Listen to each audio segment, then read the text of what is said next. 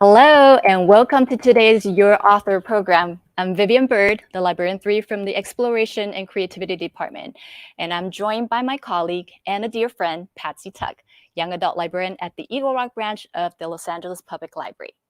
It is our pleasure to host Your Author series today. Please feel free to use the chat box to communicate with us your thoughts, comments, and questions throughout the program. We will be answering your questions at the end of the program.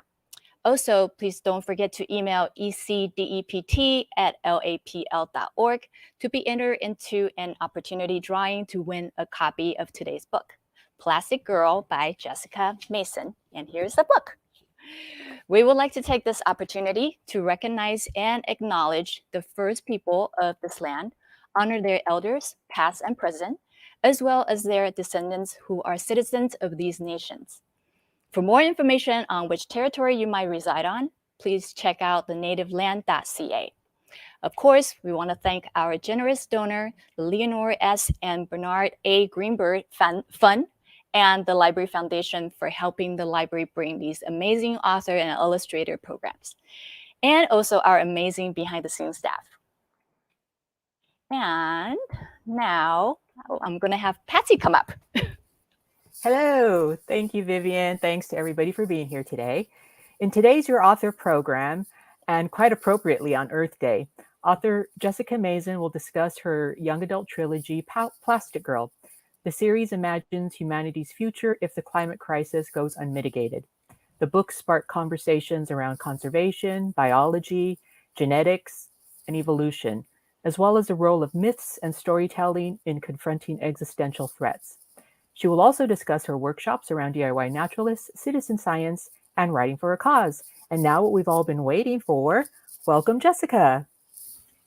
Hi, everyone. It's nice to be here with you to discuss the book. Wonderful. Thank you, Jessica, for taking the time to be here with us today. It's wonderful to have you with us on Earth Day so that we can get to know more about you, your creative process, and your work with Plastic Girl. But first, if you wouldn't mind, we would love to hear you read a few pages from the book. Okay, great. I am, for just a little overview of Plastic Girl, the main character, Eva, lives on a lake, and she has gotten herself stranded on an island with this creation that she has discovered, the species that she has discovered and learned how to interact with and build things with, build other creatures with. And she's stuck on the island right now, and someone has stolen her boat. She can't get off the island. She is potentially running out of food, and she is trying to decide if she's going to eat anything that is grown on the island or has one of her creatures. And it's a very hard decision for her. So I'm going to read a section from that area. Okay.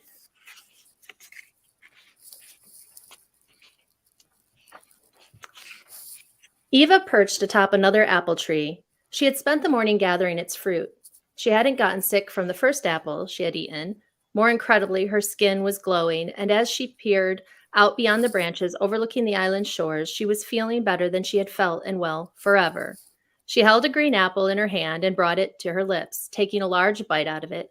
And as she chewed and searched the North Beach for signs of her boat, she spotted something strange, a bit of a rock peeking out above the trees and shrubs bordering the sand. She had never noticed the large rock from the ground. It was definitely something new, something for her to explore. She had just enough time to get out to the North Shore and return to the house before the sun went down. This expedition also allowed her to avoid Iris completely, something she very much wanted to do. She had gone straight to bed after the day with Fawn after the first apple. She wanted to keep the news of the apple just hers for a little bit, not quite ready to share her secret, not quite ready for another's perspective. The sun was now directly above Eva. She knelt in the sand of the North Shore, looking out over the lake. It was a calm day, no wind at all. The water was a sheet of glass reflecting the clouds, and the sun was shining bright, warming Eva's face as she marveled at what they had done in such a short time. The water was getting cleaner over on the side of the island as well. Birds were landing and taking off. A bass occasionally jumped up out of the water and splashed back in. Eva was chewing. She opened her mouth and popped another blossom in, grinning. She wondered if this is how kids used to feel when they ate fresh fruits before the planet started dying. She had remembered a picture book about a boy who hated his fruits and vegetables and only wanted chocolate cake. She couldn't imagine how good chocolate cake must be to make her hate apples. She ate a few more blossoms and then stood up and turned toward the forest, searching for the rocks, she had seen from the tree. Eva tramped through the sand to where the beach ended and the forest began. A large boulder stood next to the forest at the edge of the tree. She had noticed the boulder before, but never paid it any special attention. Now she noticed that it was actually a solid rock formation buried deep into the ground and went further back into the forest than she had realized. She followed the edge of the forest by the boulder from tree to tree until her eye caught something that didn't feel quite right. She stared at a strange, small tree that stood oddly, slanted, both leaning to the left and back. She crept closer to the tree, inhaling sharply when she saw its roots on top of the soil. Its needles were in a pile around the uprooted section atop the sand. She put her hand out and pushed past the branches and hit rock. She moved the small tree aside to reveal the opening of a small cave. She stood frozen, astonished that she missed this cave on every single one of her 5 trips to the North Shore. It made her wonder how many other mysteries she had left undiscovered on her island. She leaned her head into the cave, and from where she stood, she could see sandstone walls and a rocky floor. The entrance was littered with beach sand, dirt, pine needles, and a small bit of plastic and newspaper that had blown in. Eva took a few wary steps past the debris and peered in deeper. The cave went back about 10 yards at a slow incline where the natural path disappeared around a rock wall into the darkness. Eva's hands touched her parka pocket that held a flashlight. She only used it for emergencies, conserving its precious batteries. She lowered her hand. This was not an emergency, not yet. The sound of gravel rolling and a few rocks tumbling echoed from the back of the cave. She froze. What if her bear had found this cave and used it as his shelter? It made sense. The bear could have ripped the tree up and covered up the entrance. Eva wasn't sure bears did that and hoped that one of the books she had brought out to the island over the years could confirm or refute that theory. Another shuffle came from the back of the cave. A light flashed for the briefest of moments. Eva stood completely still and held her breath, hoping that whatever was back there hadn't spotted her. The light disappeared. Her bear definitely did not have a light. And before Eva could consult her brain, her body turned and ran, survival instincts taking over. I'm going to stop there because it goes a little bit further. Thank you. Yeah. I realized I said I was going to read a different part, and then I read one that introduced the cave because I wanted to introduce the cave because of the second book coming out. Yeah. So. Yes, and because that cave holds lots of interesting. We don't know. Yeah. Right. But it's very important to, as you say, to the second book. But if I can ask, what inspired you to write the book Plastic Girl? Well, it started a long time ago. I wrote a short story. I got very fixated about the Pacific garbage patch where all the plastic is in the ocean and all the microplastics are coming together, and saw pictures of that and was kind of devastated by those images. And I remember I wrote a short story, and it was more like this giant garbage patch became sentient, right? It started to question like why it existed, what was its purpose, and it questioned its creator. And then it got angry as it started to realize that it was actually harming all the other creatures around it. And so that was my first kind of like, I was inspired to write something about sentient plastic or something that was our garbage that comes to life in a way. And I put that short story away because it was a little more blobby than I wanted it to be, because it comes and takes over like a city and is coming to get its vengeance on its creator, a little more like Frankenstein. And then I had my daughters, and I was starting to see this potential of, I saw their curiosity. They were very into art. They were always like exploring and asking questions about the natural world. And I started to see that natural world like the fear around them being left alone to face it, on their own on Earth Day. And that started to, start as a short story, imagining one of them having to exist without me in this world. I'm getting Yeah. emotional about it. No, I know. No, Yeah. absolutely. It's and it's I love that you mentioned the thing about them being interested in art and being creative, because that is something that those are the qualities that Eva has. I mean, she was creating and is very artistic even before she found her plastic, which then she could actually, mold and create into living things. But she was carving, she was creating, she was already doing that. And Yeah. so that importance of having that that skill and that gift. And but yes, I mean, the thought of, yes, that if we don't take care of our earth, what is going to happen to our future generations? And part of that with Eva, I'm glad you brought that up with the main character, is that she not only she goes out every single day to search for life, but she's also searching for found objects. And until she finds life, she creates it. So she'll take little found objects and make a turtle or make a snake or make some creature that she wished still existed. And it's kind of her mental health thing, but it's, it keeps her going. And then when she does finally find this species that she can remove from its ecosystem and bring back to her cabin and create, she creates like the first thing she ever makes, and not in the novella, but is a 7 butterflies. She makes 7 butterflies and she brings them back to the island and they come to life. And then she's like, am I going crazy or am I actually healing the planet? Yeah. And it just kind of goes from there, and she makes bigger and bigger creatures until she makes a sister, which is Iris. Yeah, and that was something that really struck me, was that also one of the themes is that need and sense of need and wanting to have community, and having so Iris creates her community, so that she's not alone. So she's creating first her inanimate objects, her carvings and things like that, and as she's foraging, and then she literally creates life. And then later she creates more with Iris, together they start creating. But then even that need for community, that sense to belong and for survival as well, there's Adam and his group and his community. So yeah, I just really, I love that theme throughout the book as well. So was it your intention that the story become a series, or did that just kind of happen organically? Or that happened organically because my intention was to write a short story for my daughters. I completely just wrote it for them. I was working on a different fantasy series, which I still have and am going to publish eventually. And then I got completely sucked into this world and couldn't stop writing it, is basically what happened. And so then once I finished the novella, it was started as a short story, but it got a little bit longer. So I published the novella.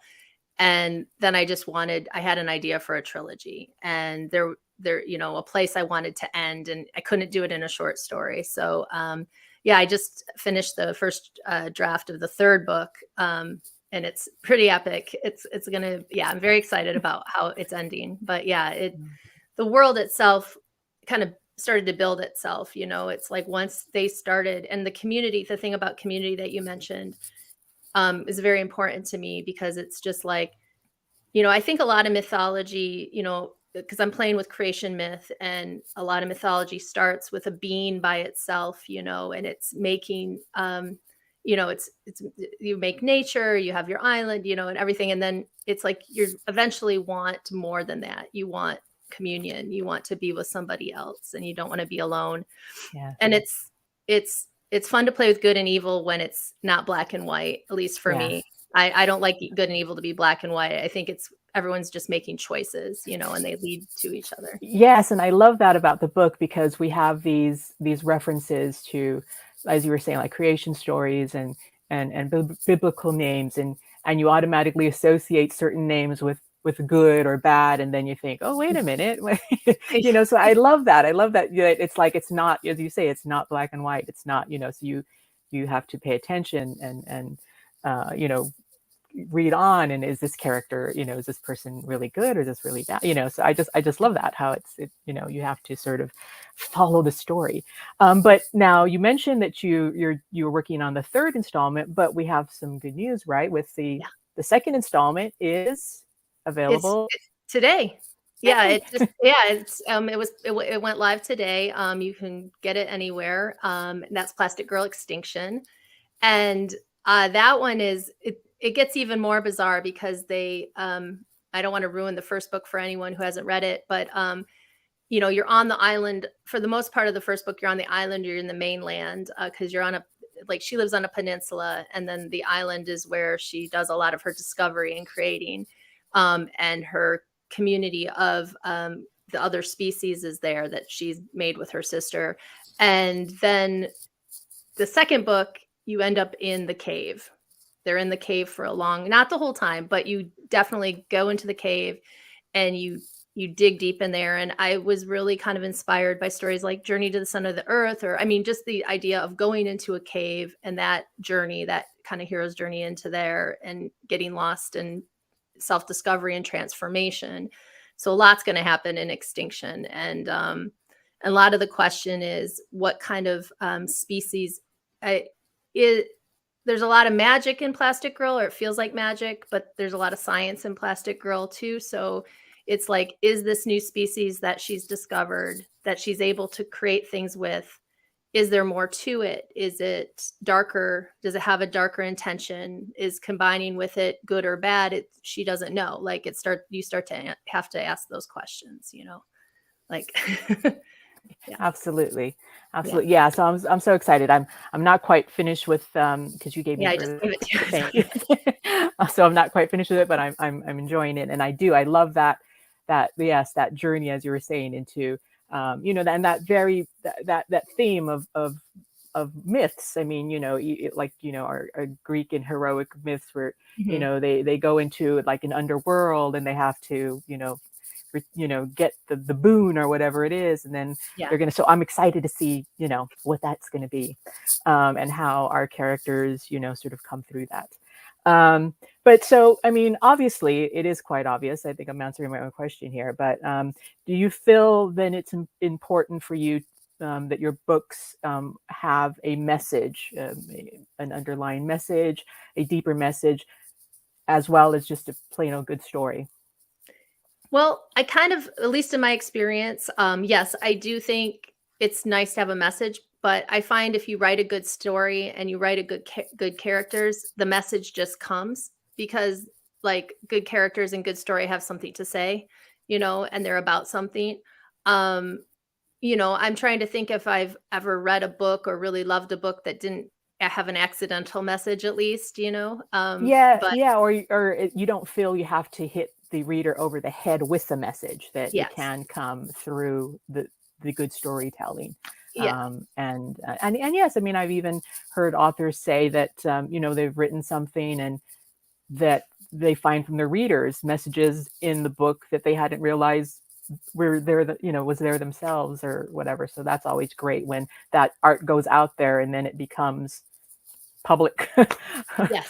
And it's hard. And when you do write with a message or cause in mind, it's a balancing act, because it's really easy to go too much into the message and get too far away from your story. And I know, like, sometimes when I write short stories, I'll find myself there and have to set them aside because I get too focused on what message I'm trying to send, instead of like what journey the character is going on. So I don't feel like I did that with Plastic Girl, but it's hard when you're set in a climate apocalypse and I mean, it's a great story. I mean, everybody's going to enjoy it. If you haven't already read it, you got to go out there and read it. So now shifting a little bit just to the process of writing and getting published. What, if any, challenges did you face with getting your work published, particularly with Plastic Girl? But I mean, if you want to speak generally about just getting published in general, what were some of the challenges?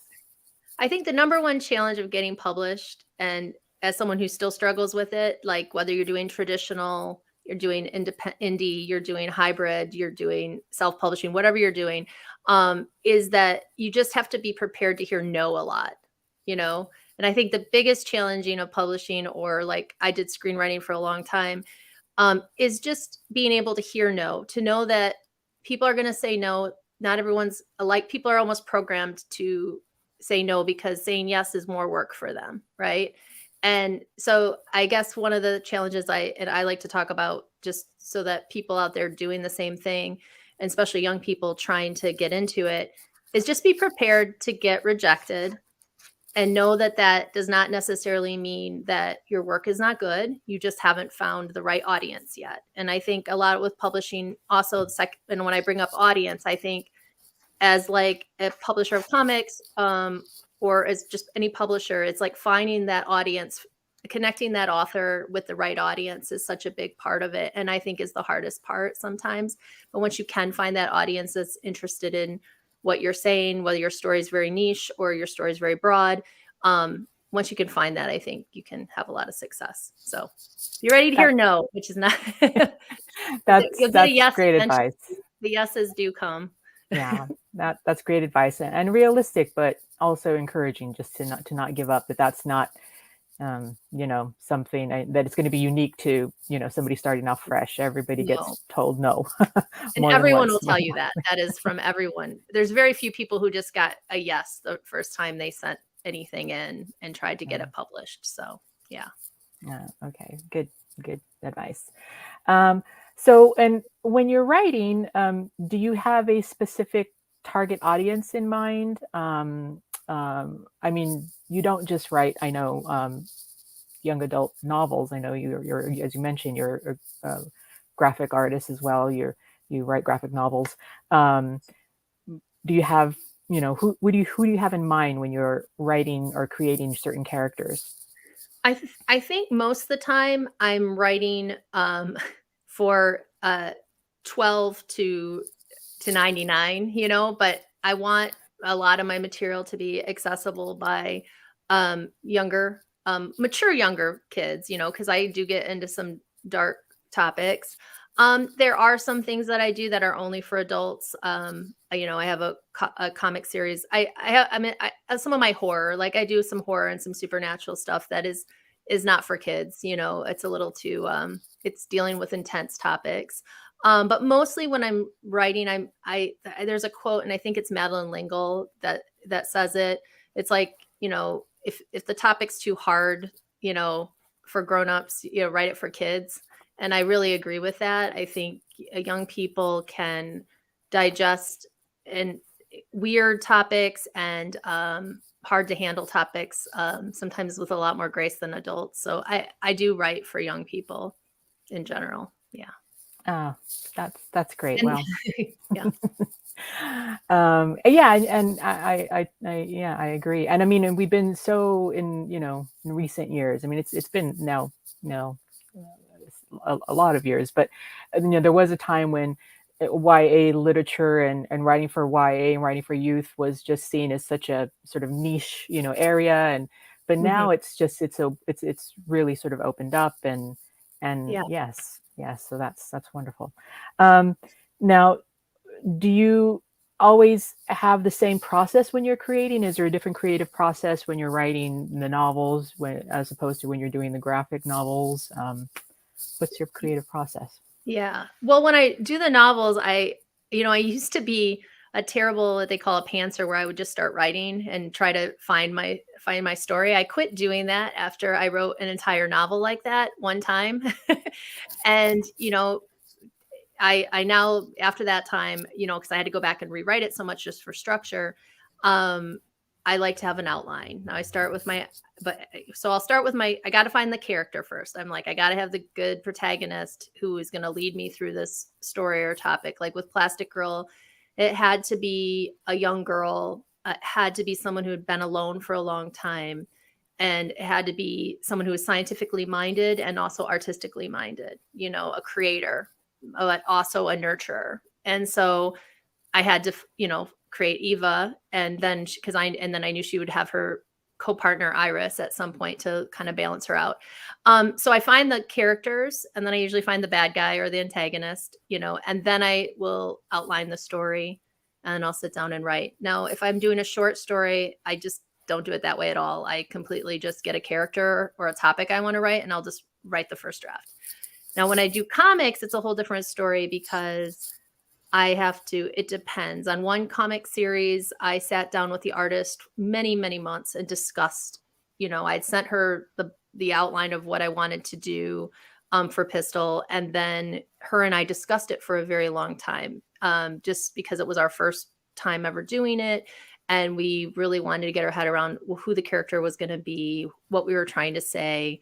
It was just a little more complicated because with an artist, you're dealing with setting up the storyboards, like just figuring out how it's all going to look and what that world's going to be and color and everything. So it's completely different. And then I'm doing another project with a different artist. And in that version, I worked with her on a shorter piece first. Then we do our character designs and sketches. And then I write a script and send it to her. And then we work back and forth. And it's more of it reminds me of film a little bit because it's a little bit more collaborative and exciting to see what the artist brings to it versus what you started with. And so a different process for all of them.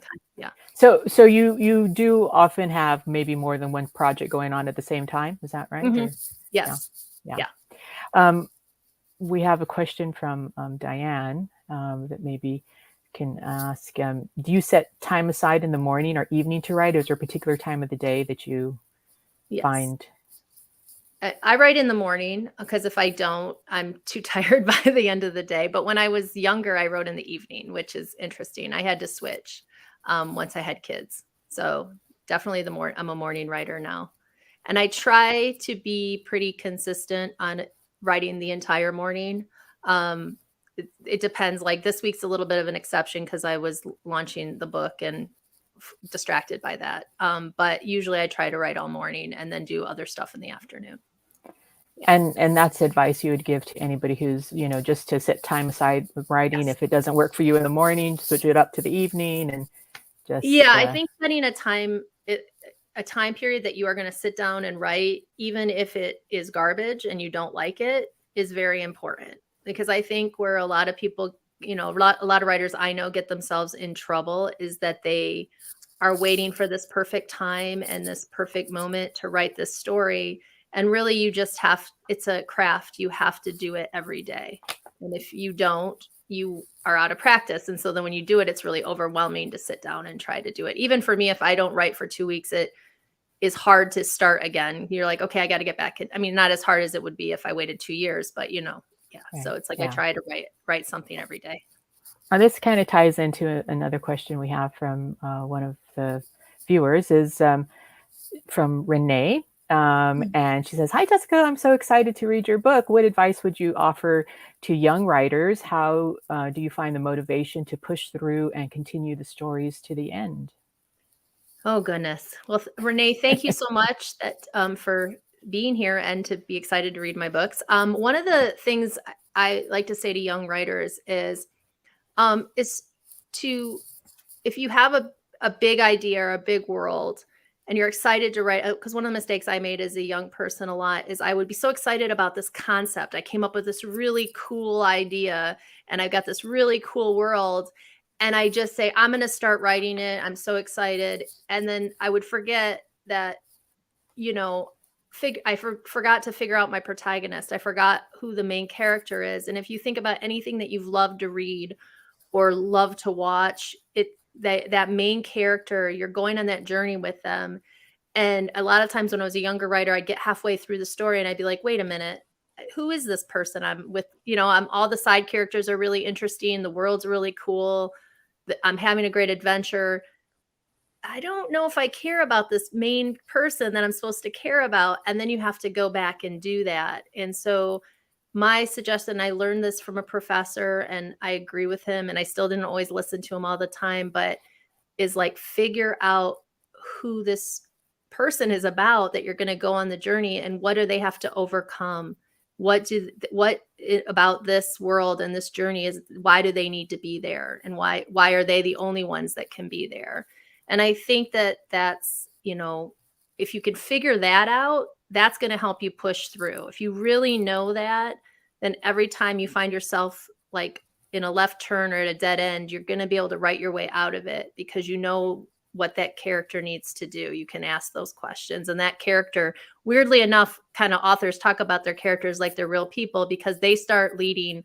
If you've done them right, they start leading you and mess up your outline all the time. But they'll get you to the end. They'll get you there.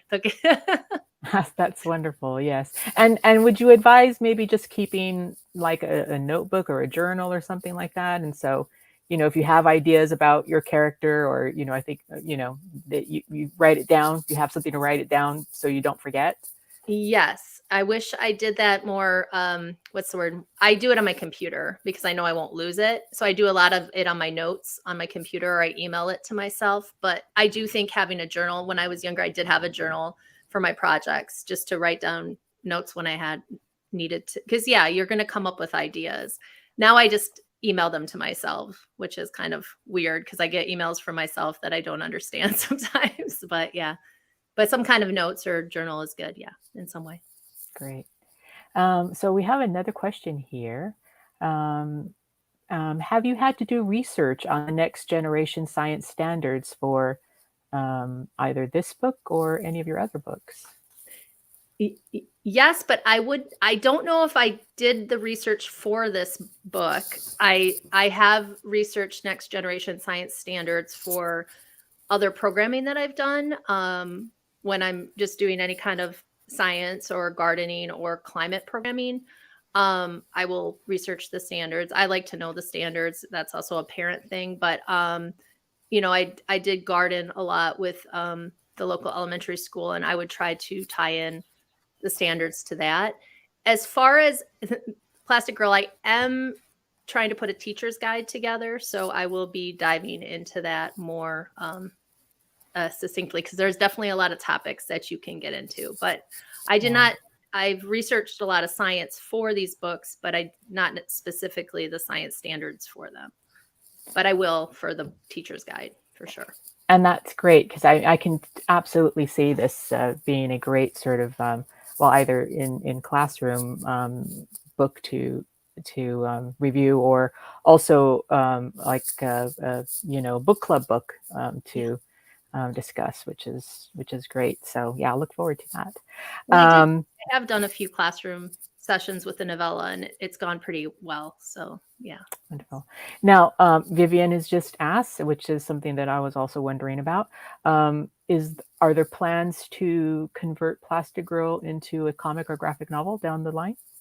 There are plans to do that, and I absolutely do want to do that. I just have to. I know a lot of great artists. I just haven't one quite figured out exactly how I want to write it, but two, found the artist. And I think once I see the artist's art somewhere, I will then be excited to write it. But there's definitely a plan for that. And, and I would love nothing more than this to become some amazing animation movie because I love animation movies, or even a TV series. But that's it's a big dream of mine. It will hopefully someday will come to fruition.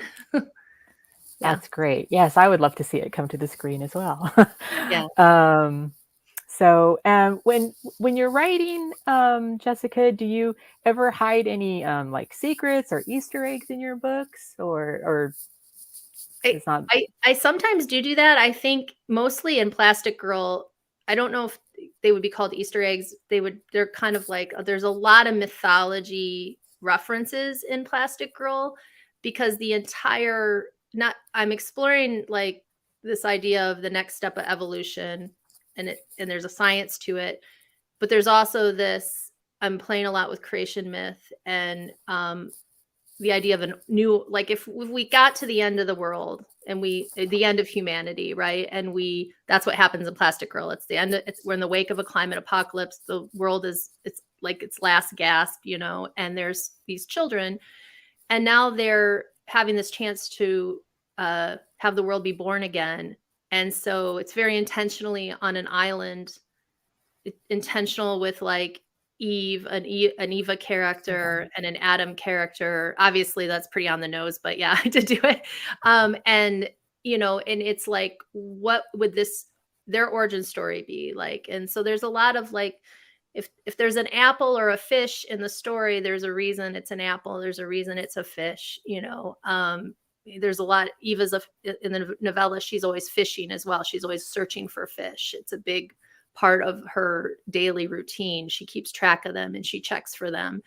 And it's one of the first things that she makes. And it's one of the first things that she has to contemplate eating or not eating, to survive. And fish are a very symbolic creature in Christianity, but in all religions, you'll see them, and they can represent a lot of things, but they represent, a deeper spiritual meaning, rebirth, fertility, all of that stuff. And so the fish is its own little hidden thing. But yeah, there's always a reason that, at least I'm trying, that there's a reason it's a certain animal, or it's a certain name, or it's a certain relationship or dynamic. But yeah. And I mean, in my upcoming comic, there's probably a few little references and fun stuff too. But yeah, in this book specifically, it's mostly mythology and, religious things. Thank you. So have you had any, talking about, there's been a lot of challenges to certain books these days, and have you had any challenges or pushback from any of your works? And if so, how have you dealt with that? And when you say challenges, do you mean like real the content? The content, people, being very negative about the material, or how do you deal with that? Not to my face, but as far as with Plastic Girl, I haven't had a lot of negativity yet, and I hope not to have any. But more and more people read it, and that will change. I'm relatively new on the sci-fi scene, like as a writer. I think a lot of times throughout my writing, like as when I did screenwriting, back, like, God, I don't want to say how many years ago, when I was doing that and actually going to meetings and stuff, and is a lot of times I wouldn't say negative. It just like not knowing quite where to fit it, like where does it fit, and feeling like, you're trying. I think a lot of times with screenwriting, there was a lot of, it's different now, but when I was doing it, a lot of like, why would we do this character with a female lead, or, a lot of that, which would always surprise me. And so I think a lot of the real negative stuff I experienced was during my screenwriting time. And I'm feeling a lot more positive now with the publishing and the comics, because there's just so many different places to find your space. Now, as far as like fans, there's people who haven't liked things I've done. And when I get that kind of criticism, I think the only time it really hurts me that bad is when I realize somebody's right about something, because then I'm like, oh, I should have done that. As far as someone just being mean-spirited or negative or just not liking something I did, I usually can rebound from that. It's when someone's right about it that it bothers me the most, probably. Yeah. So. But then I guess you can take that as constructive criticism. I got to be constructive. I got to get over it. Then I got to bring it to well, that's also good advice for new writers, budding writers, just to know that you probably will have people who just won't, will have some of those negative things to say, but just to sort of, understand that that's going to be happening and try to get past it. Yeah. There's always somebody who doesn't want to hear your story and thinks that they could do it better, or you shouldn't be doing it. And maybe you didn't do the perfect story, but you should be doing it. It's and usually those people are not finishing their own stuff. So that's true. Yeah. So maybe if you don't mind, Jessica, you could tell us a little bit more about some of the workshops around DIY naturalists, the citizen science, and writing for a cause. You can talk a little bit about that. And yeah, one of the things, I have a background in working with young people around the city. It obviously haven't been doing it that much the last 3 years for obvious reasons. I've worked with organizations like PATH and YPI and LA Makerspace, and doing different kinds of workshops and all my program and creating and developing programs specifically for PATH. I did a lot of that, and ACOF in making programs that kind of bring kids outside. And moving forward, and and then I've done a lot of gardening and green space work. Moving forward, I'm kind of designing a program called Climate Scouts, and the idea of, it's, to me, it's very important that kids in our city have the opportunity to go outside and be in a space that they can experience nature in. And now, if they can't go do that on the weekend and from the neighborhood they live in, then it needs to be in their school. Like, they need a habitat, the schoolyard habitat that they can study and exist in, because a lot of the do-it-yourself naturalist stuff is that naturalists need to go outside. They need to do what Eva does. They need to go to a green space or a nature space, and they need to go to it every other day or every day, because when you go to a nature space every single day, you see the changes and you see how drastic they are just from day to day. And, it's something that I've always thought was very important, and more so than a lot of things we place value on. I think you just even if you're at the library, like if you go to Eagle Rock Library, in the front, there's some plants, there's some nature space. Every single day or every other day, you could go there and you could examine the plants, see what's changing, what's different. And then you have a notebook, a journal, and you keep track of that.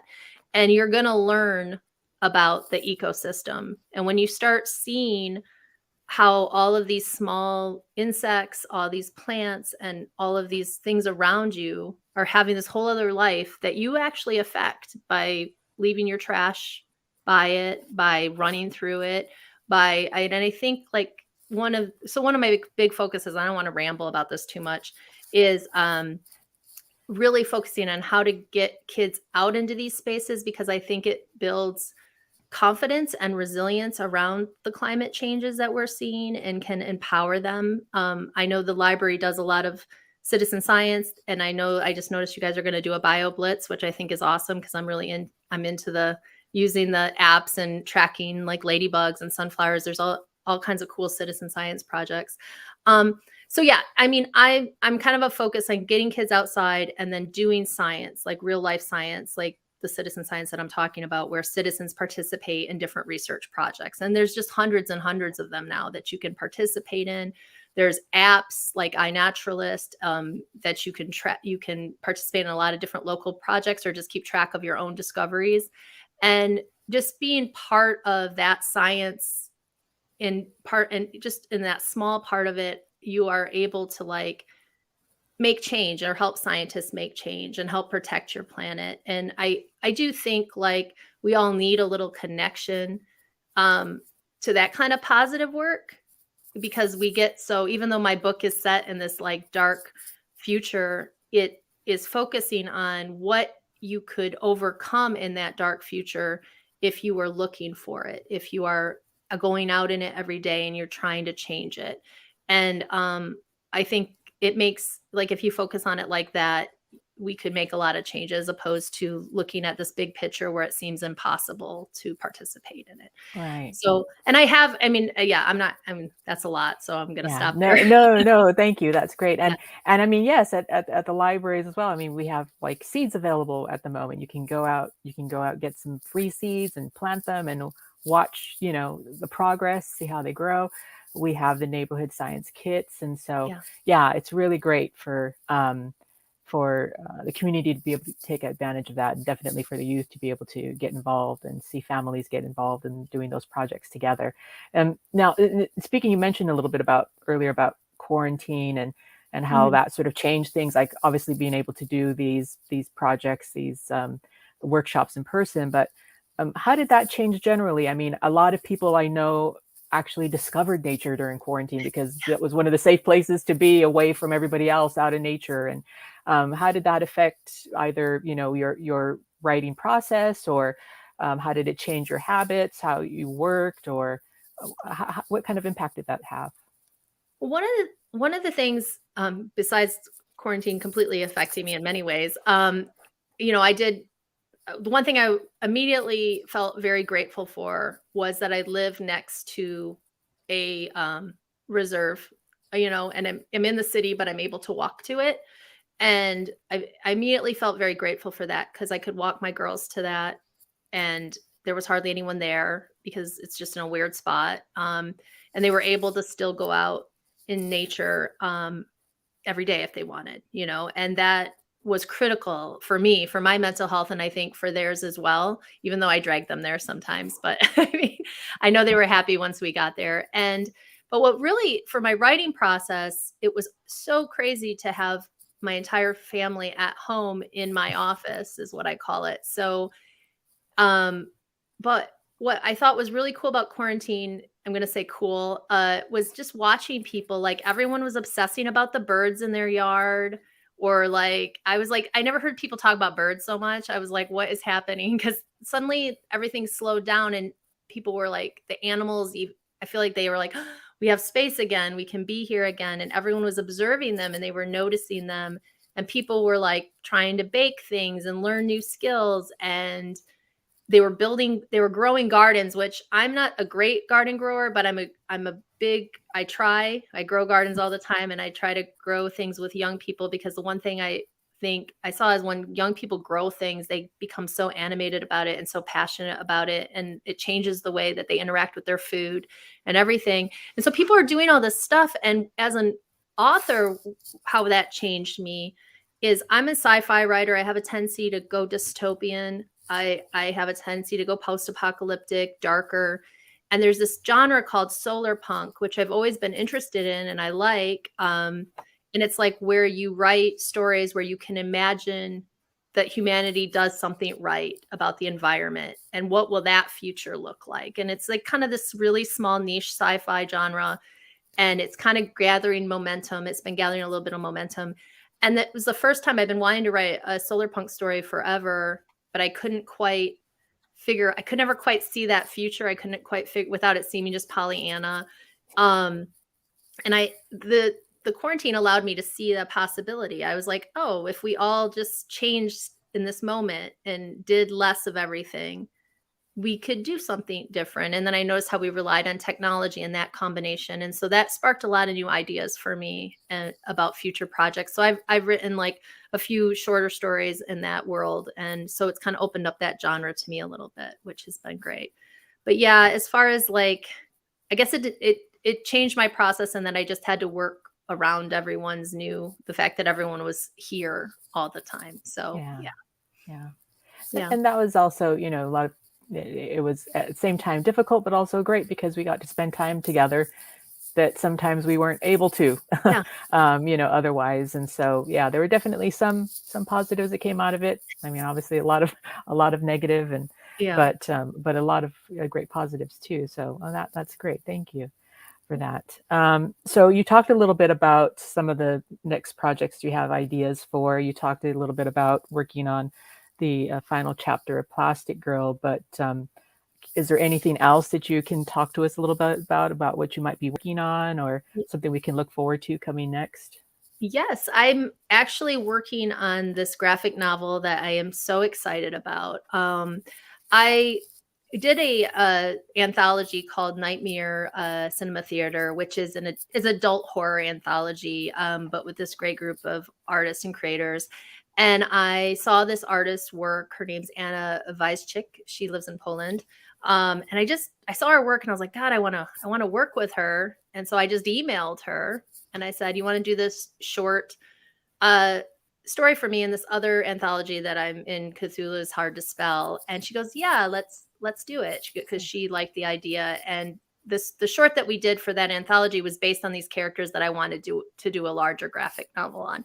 And the graphic novel, and I haven't talked to it about it that much, is called Mary Shelley's School for Misunderstood Monsters. And it's for middle grade. And it'll probably be Mary Shelley's School for Monsters by the time it's a little bit long that way. And it's basically kind of a retelling of Mary Shelley, and it's a supernatural version of Mary Shelley called Shell and her partners, and they're monster rescuers. And so they kind of go through and rescue monsters that have been misunderstood or are being mistreated by humans. And a lot of those monsters have a tendency to be women, because a lot of women monsters in mythology, like Medusa or La Llorona or Grendel's mother, they're kind of not treated too well, and their stories aren't necessarily told right. So I wanted to have fun with that concept. So Anna really liked that. We've created all the characters. We did the short, and that went really well. It's not necessarily connected to our main story. And now we're almost complete with the first graphic novel of that. And it came out really, I mean, I'm loving it. We have a letter who's doing Jill Rodriguez. And I'm super excited about that project. This is probably like the most public I've talked about it. The art's coming in really amazing, and she's bringing a ton to the story, but we're having a good time. And that one's where that's not really a cause necessarily, but it's like something, there's just certain monster. I'm a big monster fan, and I'm a big Mary Shelley fan. And I love all the themes in Frankenstein. And I kind of wanted to go back in time to capture that Mary Shelley when she was 12, the one who felt abandoned, and the whole world kind of turned their back on her, and, kind of freeze her in time, and then have a lot of fun with it, So she's an immortal version of that. Like Mary Shelley goes on to live and be normal Mary Shelley. And then my character, like, she somehow split. I don't want to give it away, but they split them in half. And there's the supernatural version that goes. That sounds amazing. I do really. I'll share it with I'm you as so soon as I can. excited about that. That sounds Yeah. absolutely amazing. And Anna's a phenomenal artist. She just had a 5-part series with a 5-issue series with Image Comics called Home, which is an immigrant boy's story, and he has a superpower. And when him and his mom get separated at the border, this superpower kind of manifests. And she didn't write it; she's the artist on it, but it's really good and it's worth checking out. And so I'm very excited to work with her, and it's coming together really good. So yeah. That sounds wonderful. Wow, I'm so glad I asked that question because I'm all excited. Do you have any sort of time frame of when we might be seeing that? Well, that all depends. That's another one of those publishing questions. So in comics, it's a little. I am striving to be a indie comics publisher. So I publish Pistol. I've been published by other people through these anthologies.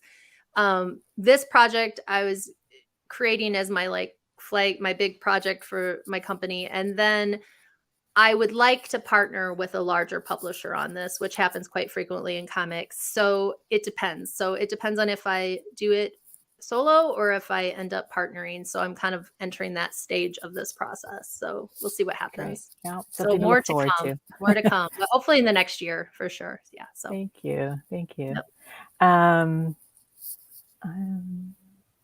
Oh, okay. So we have some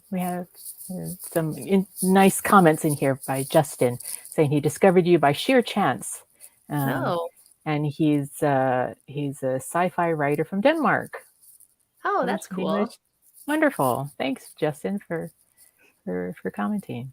Thanks, Justin. Lastly, I was just interested. So, I mean, you like monsters? Is there what sort of material do you like to read? Do you like to broadly read? Do you usually just concentrate on certain areas? And are you reading anything at the moment? I am reading some stuff. I broadly read, but when I'm just left to my own devices, I probably read sci-fi, horror, and fantasy mostly. And then graphic novels, I read everything because I love pretty much all genres there. Right. I do have a book club, which is kind of new and not new. It's been going on for 3 years. That one keeps me, I read a little more broadly because of my book club. So right now I'm reading Matrix by Lauren Groff, which is not my normal, but it's an interesting book. I'm also reading Harrow the Ninth, which is a rec from a friend, and that's necromancy. So, and then as far as I'm reading Gathering Blue by Lois Lowry with my daughter, because now I have to read all of The Giver. I didn't know there was more than one Giver. So I read The Giver with my daughter, and I was like, we were both like, wait a minute, is that the end? And so we are now reading Gathering. So we're reading Gathering Blue. So we'll be reading that series. And then for graphic novels, I just finished Pretty Deadly Things, which is a gorgeous graphic novel series, but also that's very adult and not for kids. And then for my must, I mean, I don't know, for my things that I'm kind of, if you think about like the classic sci-fi, like I have, for me, it's like it's like Ursula Le Guin, Madeleine L'Engle, Octavia Butler. I always say everyone's got to read Lathe of Heaven by Ursula Le Guin. It's so good. And I don't know, I could go on about all the books I love, but like Lord of the Flies is one, obviously. Yeah. And I'm trying to think about recently books that I've read that I just reread Parable of the Sower, and I just was so into that. So Octavia Butler is wonderful. Well, Jessica, thank you so much for being here with us today and for, giving us such a great series in The Plastic Girl. And we just so much look forward to the conclusion of that wonderful series and your future, projects. But thank you so much for joining us today on Earth Day. And it was lovely to have you. Thanks for having me. Yeah. Thank you. And so I think we're going to just switch over to Vivian now. She just has a couple of announcements that she'd like to make before we wrap up today's program. So thanks again, everybody. Thank you all for joining us today. We hope you enjoyed this conversation with author Jessica Maison. Remember to visit lapl.org to read more books in 2022. Our next Your Author is set for April 29th at 4 p.m.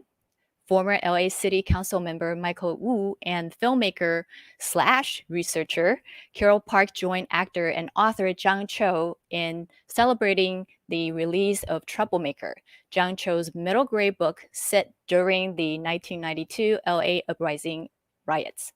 This Future Ready Teens event will be moderated by team members of the library's Teen Leading Change initiative and the Koreatown Youth and Community Center's Koreatown Storytelling Program.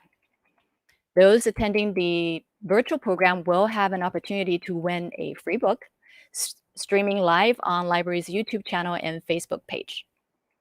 Before I close out today's program, I have an invitation for you all. If you are visiting or living in Los Angeles area, we're calling all budding and professional photographers, bird watchers, and nature lovers. Please come join the Los Angeles Public Library and LA Sanitation and Environment for our first ever Earth Day BioBlitz at Hanson Dam in Lakeview Terrace. The goal of the BioBlitz is to engage the public in making observations of biodiversity in Los Angeles. The event will encourage observations of all wild plants and animals. Participants will take photos and upload them to iNaturalists, which is a community science platform. These observations will help help our biodiversity research team in the city a better understanding of the distribution of the wildlife and their habitat in the area. We will meet at the Hanson Dam Recreation Center near the Lakeview Terrace Branch Library and Children's Playground area. It is a family-friendly event for all ages. You can pre-register to attend at this link you see on the screen, or you can see that in our comments. And also, if you don't get to pre-register, that is totally fine. Drop-ins are welcome. We hope you will be able to join us tomorrow. And that's it for today. Thank you all again for your support, and we will see you next time. Thank you.